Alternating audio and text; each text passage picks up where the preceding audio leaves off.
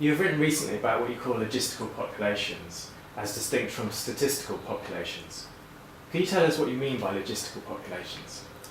Yes, certainly. I think that traditionally we've understood the university as a place that produced experts in statistics of various kinds across an entire range of disciplines, from sociology to the hard sciences. And those experts in statistics were largely involved, as Foucault teaches us, in producing statistical populations. And the idea behind a statistical population is that we can calibrate more and more finely all the time productivity possibilities for that subject, for that population.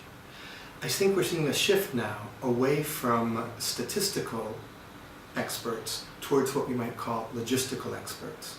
And that shift is indicative of a general movement in capital away from the notion of relative surplus value, which was the notion that gets enforced through statistical populations, where what we're doing is finding new and innovative ways to make finer and finer choices inside our productivity that increase that productivity, to a notion of an absolute surplus value again, something we thought we left behind because of the resistance to it and because of the exhaustion of the human body.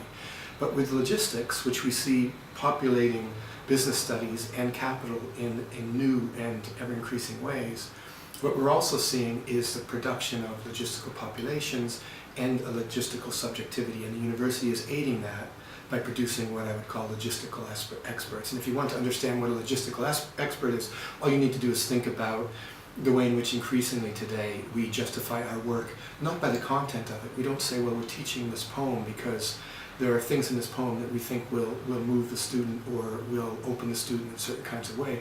We say, no, there's a skill in reading a poem, a transferable skill, a skill that can be plugged in somewhere else, a skill that can be adapted, a skill that can flow and connect somewhere else. And when we start to use that logic, we begin to make ourselves into logistical experts. And in logistics, what happens is that what previously seemed to be the barriers that required us to produce relative surplus value, required us to innovate inside certain barriers. There was a limit to what the human body could do. There was a limit to what we thought science could do. Suddenly we break that open through accessing the pre-individual, through accessing or breaking down the border between the organic and the inorganic, the border between culture and language, the border between the body and the non-body, the border between finance and industry, the borders that we know are constantly following globalization more generally. In that, there is a constant set of imperatives to try to connect what previously seemed like it couldn't be connected. And this occurs at the most technical levels, in logistics as a subject in business schools and in economics and in capital more generally as it's practiced.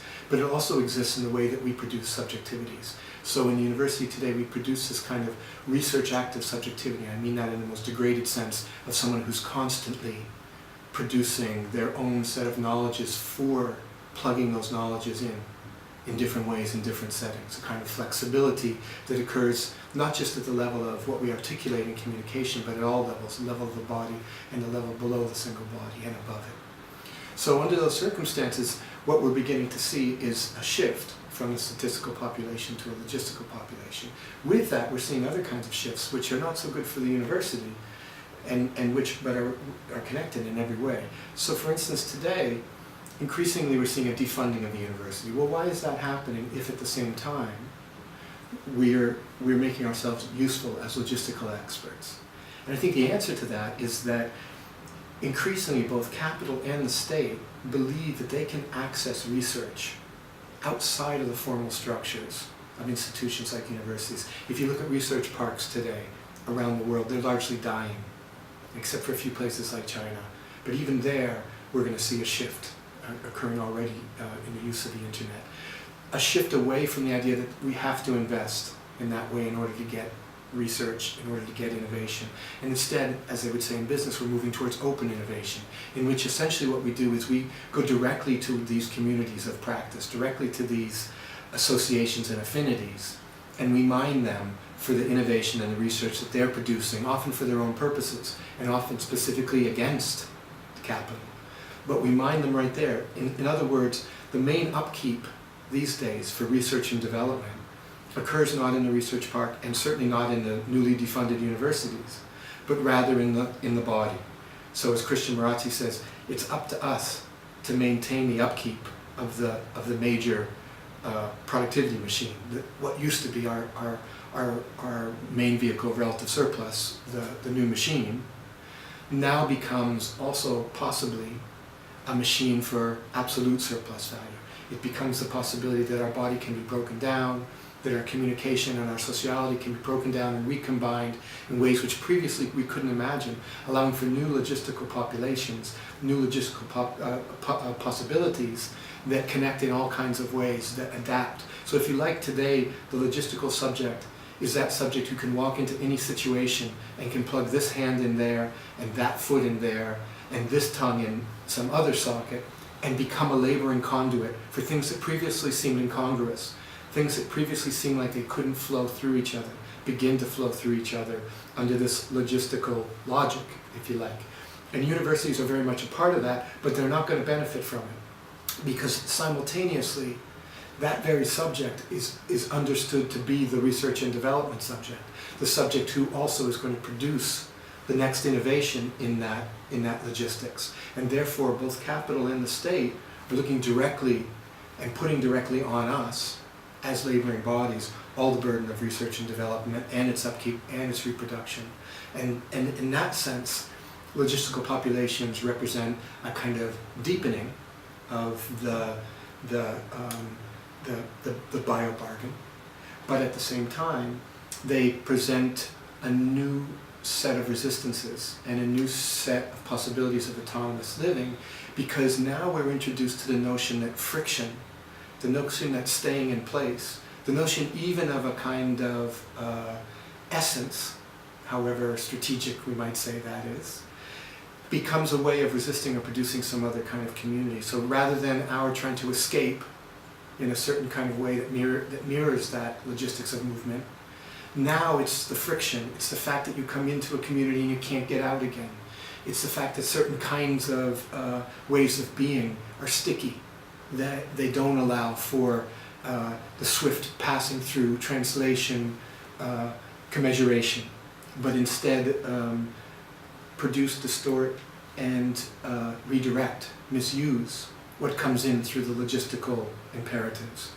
We begin to see in that all kinds of new ways, but also some very old ways. So for instance, and a perfect example is President Obama.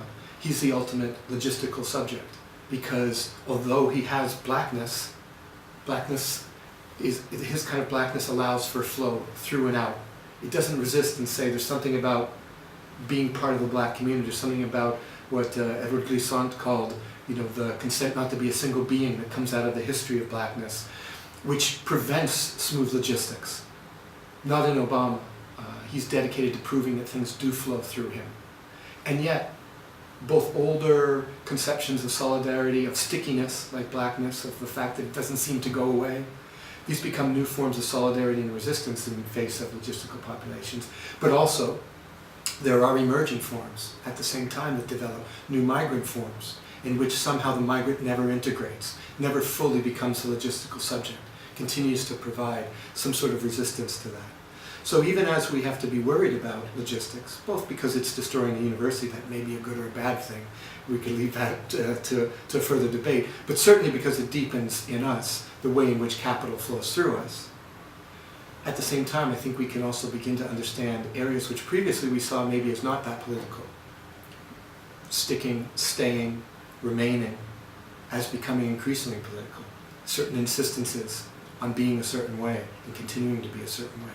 Things that we often would run away from in the past. Now we could begin to see the power of those in these circumstances. So for me, that's the significance of logistical populations.